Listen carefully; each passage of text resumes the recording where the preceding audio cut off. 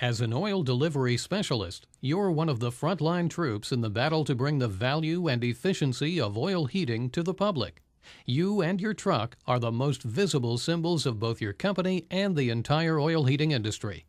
As a professional, it's critical that you look professional, act professionally, and perform your duties in a professional manner at all times. This video is designed to help you do your job even better by reviewing the importance of your responsibilities toward the safety of your vehicle and cargo.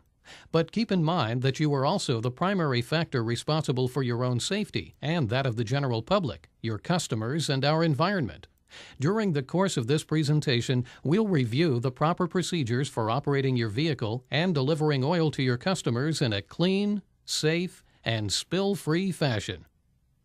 We'll also remind you that it's your responsibility to know and be familiar with all federal, state, and local regulations governing your job. If you know and always follow these rules, use common sense, maintain a constant awareness of your surroundings, and ask about anything you're not sure of, you'll be well on your way to fulfilling the tremendous trust that has been placed in you.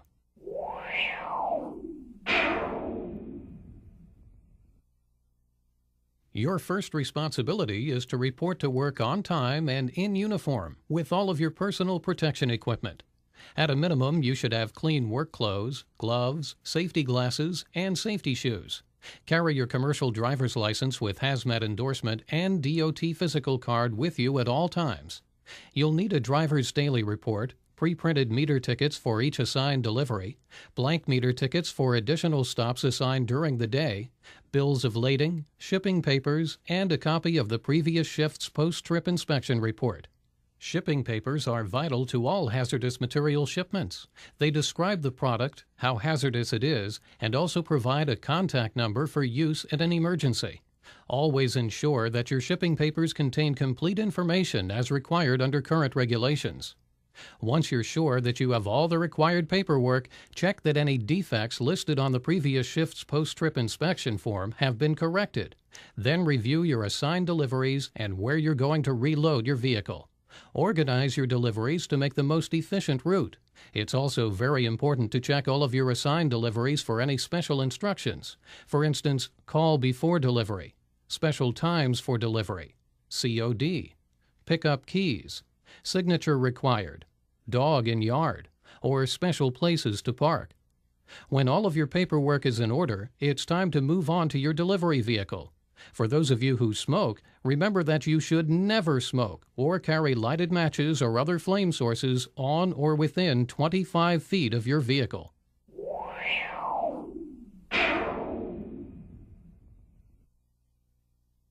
During your pre-trip inspection, you must follow all procedures necessary to comply with DOT regulations, including CFR 392.7, 392.8, and 396.13, plus any additional company requirements.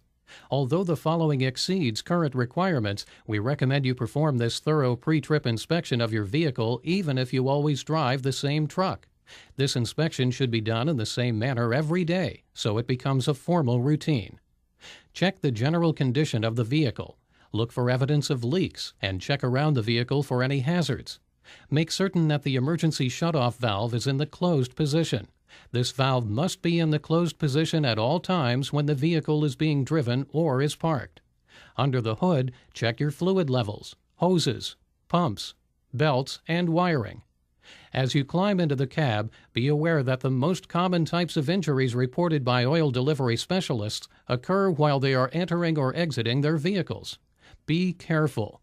Grasp the handhold with your right hand and the door handle with your left before raising your foot to the first step. Then climb the steps one at a time. Once inside your vehicle, verify that the parking brake is properly set and start the engine. Make sure you have adequate oil pressure and the voltmeter is reading a charge of at least 12.4 volts. Verify the fuel level and that all gauges, buzzers, signals, and warning lights operate properly and the low air indicator functions until the pressure reaches 60 to 65 psi. Once you reach maximum air pressure of 120 to 125 psi, release the parking brake and observe the gauge as you apply the brakes.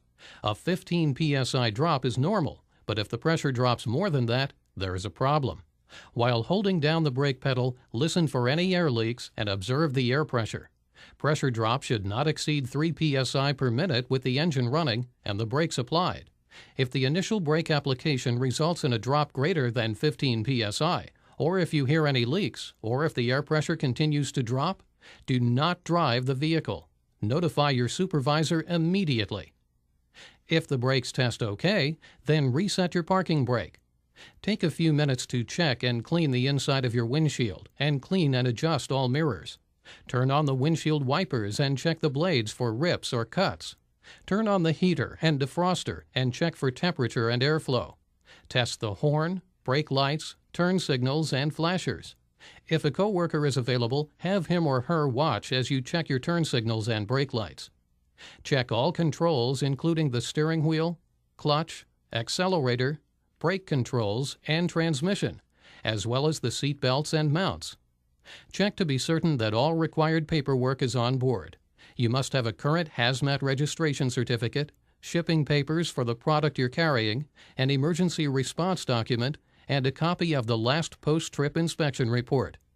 Also check for any additional paperwork required by the state, municipality, or your company, such as an insurance certificate, vehicle registration card, accident report kit, etc. These documents must be within your immediate reach with your seat belt fastened. They must either be easily accessible to someone opening your door or secured in a plastic pouch or holder mounted on the inside of the driver's door. Make sure your cab is free of any objects that might create a hazard. Chains, toolboxes, and other items should not be kept in the cab. They should be properly stowed and secured. Next, turn on your lights and flashers and step out of the cab to continue your inspection. Safely leave the cab the way you got in. Turn in your seat so your back faces the door. Hold on with both hands and step down one step at a time. Never jump down from the truck. Before you take the last step, check the ground for hazards before stepping onto it. Check around your vehicle for defects in the tank, frame and frame rails, wheels, rims and fasteners, tires and mud flaps, battery box, drive shaft, suspension, springs, hold downs, steering, brakes, air tanks, ladder, fuel tank and cap, exhaust system, and all lights. Listen for audible air leaks. Check the pump drive shaft, manifolds and piping, meter compartment, meter seal and register, as well as the nozzle, swivel, trigger, and latch plate. Check that there is no debris in the meter compartment. Although it's not required, it's also a good safety habit to shut off the meter valve and keep it closed except when delivering.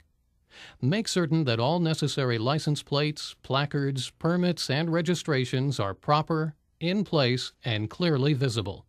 Pay particular attention to your placards. In this case, the 1993 alerts emergency personnel that the contents of your truck is fuel oil.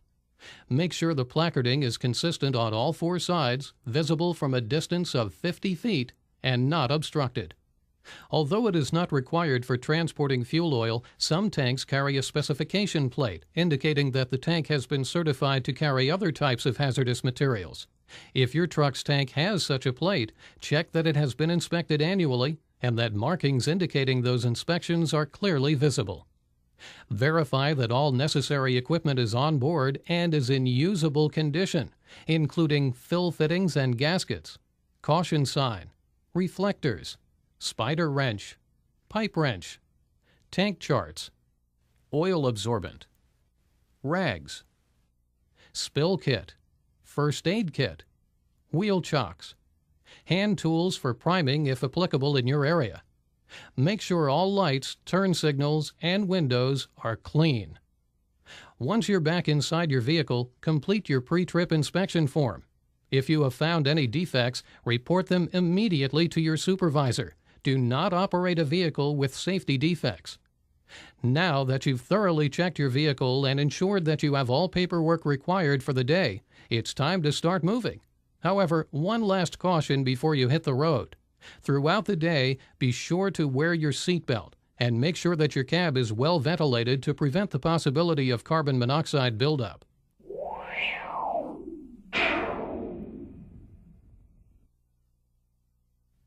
Remember that your truck is a rolling billboard, and your actions behind the wheel reflect on you, your company, and our industry. Your vehicle is much bigger, heavier, and harder to stop than most other vehicles on the road. It's extremely important that you stay alert and in control at all times. Sometimes that's easier said than done, but don't let other drivers get to you. You'll encounter people on a regular basis who will cut you off, violate your right-of-way, and cause aggravation in countless other ways. But you can never lose your temper or react foolishly, no matter how irritating other drivers may be. Courtesy and defensive driving go hand in hand. Follow these suggestions to steer clear of difficult situations. Obey all posted speed limits and regulations. Reduce your speed when approaching curves. Keep in mind that the product in the tank tends to slosh and will affect your ability to control the vehicle, especially during turns. Give proper signals in advance of all maneuvers, and remember to turn signals off when the maneuver is completed. Use your mirrors to continually stay aware of other vehicles around you. Take your turn in traffic and be sure you have adequate time and clearance when turning, changing lanes, or entering traffic. Give the right-of-way willingly, and don't tailgate. Always leave sufficient distance between vehicles, even if you've been cut off. Be on the alert for pedestrians, especially children and senior citizens. Always come to a full stop at railroad crossings and never enter a crossing or an intersection unless you have ample room to clear it completely. Do not shift gears while crossing tracks. Adjust your speed to allow for weather conditions. Use chains when necessary. Always try to park in a place where you won't have to back up. If you must back up, check behind your vehicle first. Remember, you're a professional. Stay aware and in control, and don't let other drivers get to you. If another driver wants to take the road, let him have it. The road will be there long after he's gone.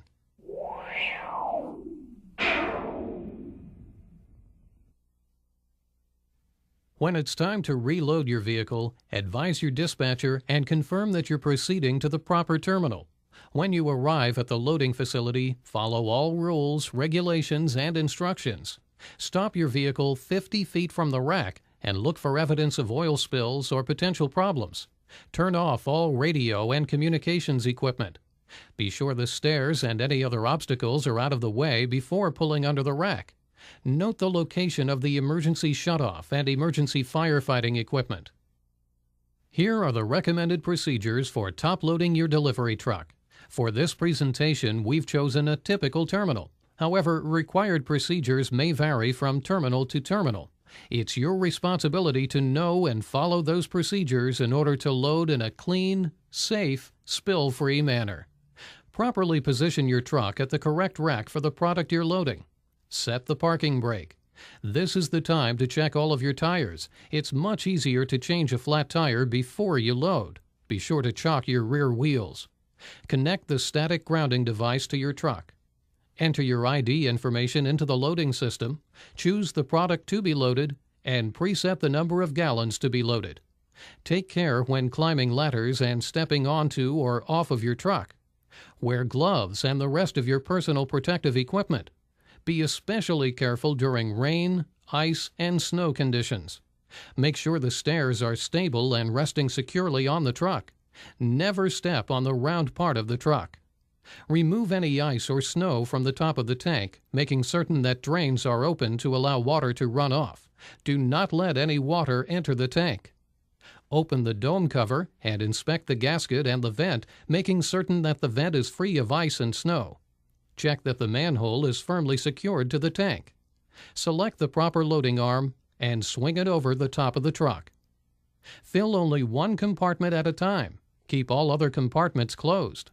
Insert the loading arm completely into the loading hatch, establishing metal-to-metal contact. Walk back to the platform to select and push the proper product start button. Make sure the arm won't jump out from the pressure. Slowly open the meter valve and inspect the product for proper color and cleanliness. Stop filling immediately if there's a problem. Manually control the valve. Do not tie or prop it open. Submerge the arm as soon as possible in order to minimize the buildup of static electricity. Fill the tank slowly until the end of the arm is in the oil. Observe the level as you fill the tank to ensure that no product spills out, and load the compartment only to the fill indicators. There should be a minimum of 1% expansion space when fully loaded. After closing the valve, leave the loading arm in the fuel for 1 full minute to allow static charges to dissipate. Remove the arm carefully and slowly, allowing the arm and spout to drain. Double-check that there is no product left in the arm by extending it fully and draining it a second time. Carefully connect the drip bucket to the loading arm and secure the arm into its storage position. Close and latch the dome cover. Return to the loading platform and pull the steps off your truck. Return to the loading system and initiate a bill of lading. Disconnect the grounding device and put it back in place. Remove the chocks and restow them on your truck. Walk around the truck to be sure you have a clear path. Drive out from under the rack and park at the invoicing area. Do not turn on any electrical or communications devices until you've moved at least 50 feet from the rack. Complete all necessary paperwork and put the bill of lading into the proper receptacle in the cab of your vehicle. Some trucks are equipped for bottom loading. Let's look at the procedures that differ from top loading. Connect the grounding sensor system to your vehicle. Remove the cover from the correct fill manifold. Attach the vapor hose to the truck's vapor connector. Connect the proper arm to the manifold using a dry brake coupler and open the dry brake. Enter your ID information into the loading system. Choose the product to be loaded and preset the number of gallons to be loaded. Remain with the loading arm throughout the loading process. When loading is complete, close the dry brake, disconnect the loading arm, and return it to its stored position. Disconnect the vapor hose and return it to its stored position. Disconnect the grounding device and put it back in place. Replace the manifold cover. Then continue with the rest of the procedure followed for top loading. Initiate a bill of lading, remove the chocks, check around the truck, and proceed to the invoicing area.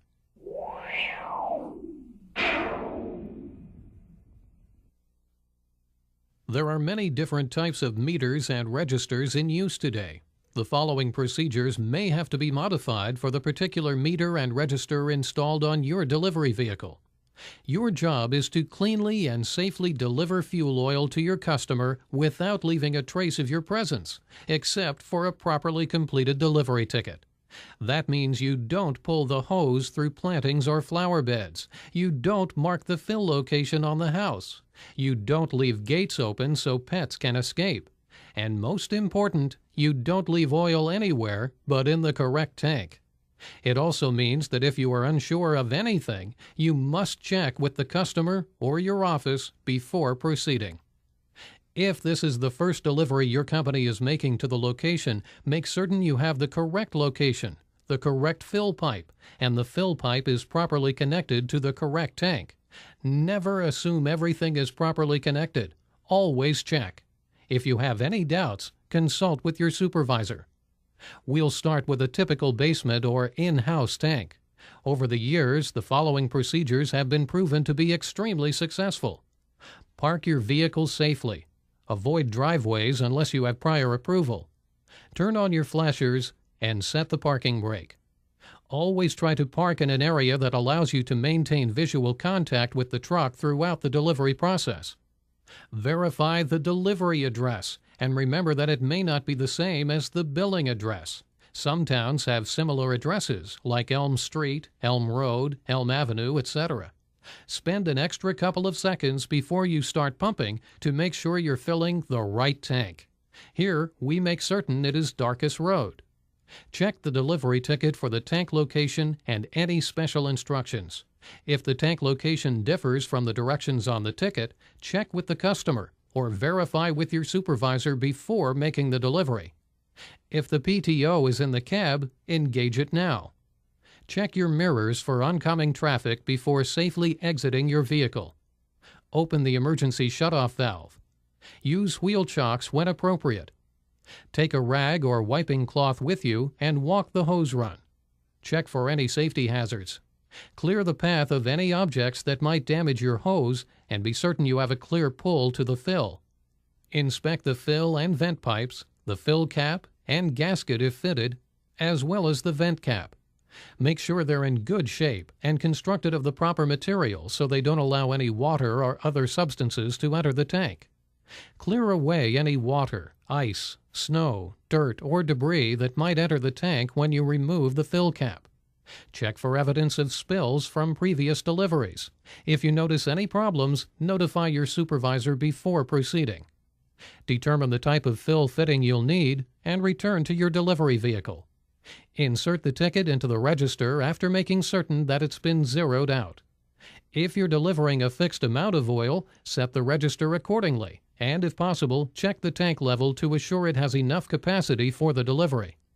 Ensure the meter valve is open, and assure the PTO is engaged. Unreel the hose and walk it to the tank. To avoid injury, carry the hose over your shoulder, lean slightly forward, use your legs, and hold the nozzle with both hands. Keep the nozzle pointed up to avoid oil drips. If the hose crosses a walkway, place a safety warning for pedestrians. Attach the nozzle into the fill fitting until it's tight, and to avoid injury, bend at the knees or kneel. Don't bend over at your hips. Open the nozzle slowly, look for leaks, and listen for the vent alarm. If there is an oil leak, or if the whistle doesn't sound or sounds restricted, stop filling immediately and try to determine the problem. If you can't correct the problem, contact your supervisor before proceeding.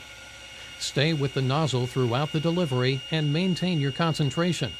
Don't get distracted or you may miss the moment when the vent alarm signal stops. When the audible vent alarm stops, immediately shut off the delivery switch. Wait a few moments to allow residual oil from the nozzle to enter the tank and for any pressure to dissipate. Carefully disconnect the nozzle, raising the end of the hose to avoid spillage. Use a clean rag to wipe off the nozzle, replace the fill cap securely, and carry the hose back to your truck. Again, pull the hose over your shoulder. Never drag the nozzle on the ground. Don't use the hose reel to pull the nozzle end of the hose back from the delivery area. Gently place the nozzle on the ground, making sure it stays clean and dry before you engage the reel spool. Use this opportunity to inspect the hose for cuts, abrasion, or wear as it winds evenly on the reel.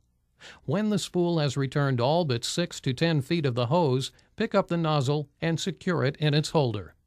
Shut off the PTO and close the valves. Clean up minor drips and dribbles and report any overfills, drips, or spills, no matter how small, to your office. Remember to check for and clean up minor drips at the truck. Complete the delivery ticket and check it for accuracy. Be sure to note any discrepancies that the customer should be aware of, for example, tank not filled. Place the ticket where the customer can easily find it unless you have other instructions. Do not put the ticket in a mailbox. U.S. postal regulations prohibit putting anything other than mail in mailboxes. On the company copy of the ticket, write anything that requires follow-up, such as any changes in instructions, any fill or vent problems, etc. Double-check that you have all of your fittings and equipment before leaving. Be sure to remove and stow your wheel chocks. Before heading to your next stop, check the area around your truck to be certain that no one has parked near you or created additional obstacles while you were delivering. Remember to close the emergency shutoff valve. When you return to the cab, fasten your seatbelt. Locate your next delivery address and remember these basic safety tips. Turn off your flashers, check your mirrors, and use your turn signal before pulling into traffic. As mentioned, ideally you should park where you can see your truck from the fill. However, if your truck is parked where you can't see it, you must visually check it every 5 minutes while filling. Do not leave the nozzle switch on when you leave the fill area to check the truck. Regulations also dictate that you cannot be more than 150 feet from the truck or more than 25 feet from the fill while oil is flowing.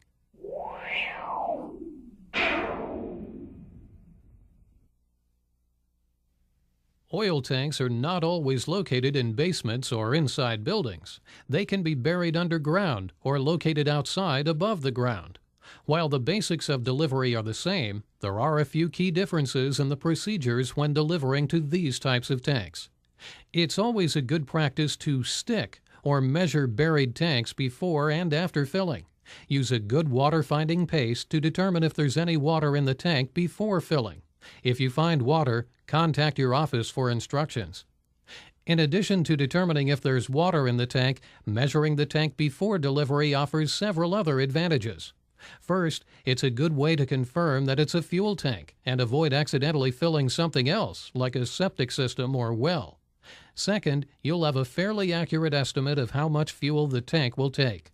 Third, writing the stick reading on your ticket before and after delivery helps to confirm that the delivery was made and that the correct gallons are registered. Finally, it may help to detect a leaking tank. Filling buried tanks normally requires the use of a deep fill, also known as a bazooka or whistle pipe with a built-in vent alarm. When using a deep fill, first check to make sure that the stop pad is in place and the diverter is intact.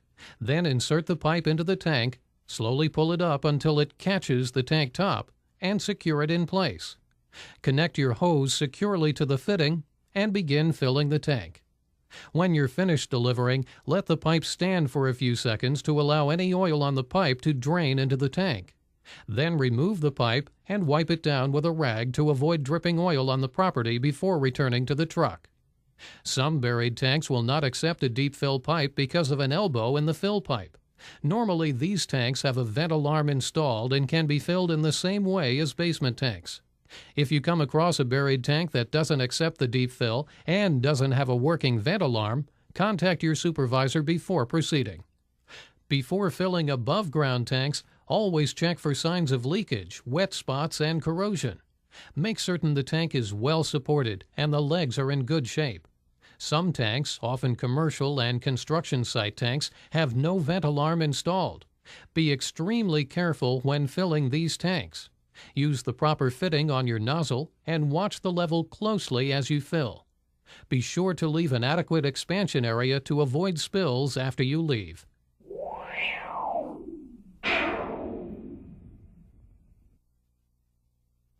When you've completed all of your assigned deliveries for the day, contact your office before heading back. There may be additional deliveries or loading instructions waiting for you.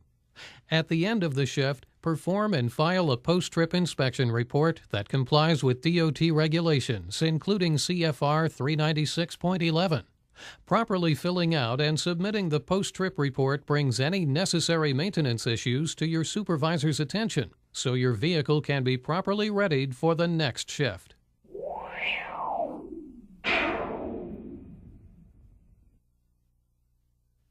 Sometimes, in spite of our best efforts, oil spills do occur. When this happens, it's imperative that we do our best to control the magnitude and minimize harm to people, property, and the environment. Should you experience a spill, first protect yourself.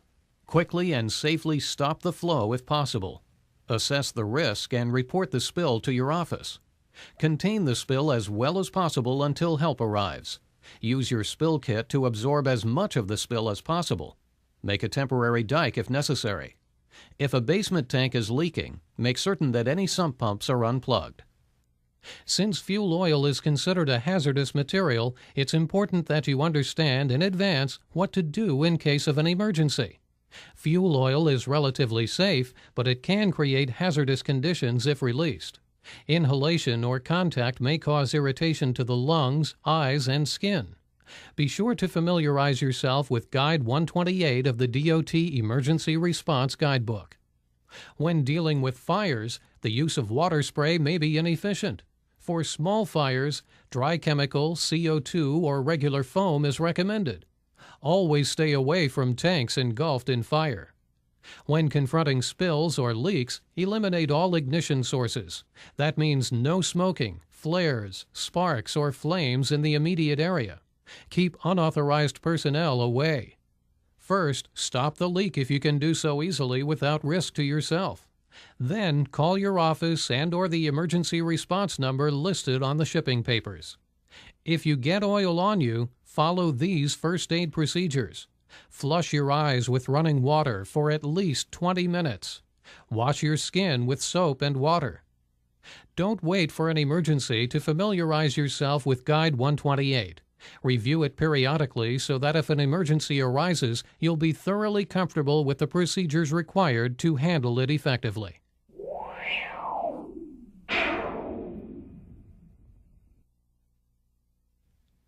The clean, safe, and spill-free delivery of fuel oil depends on three things: your own skills and safe work practices that protect you, your customers, the general public, and our environment; your adherence to the policies and procedures that regulate your profession; your total concentration on the task at hand and avoidance of distractions.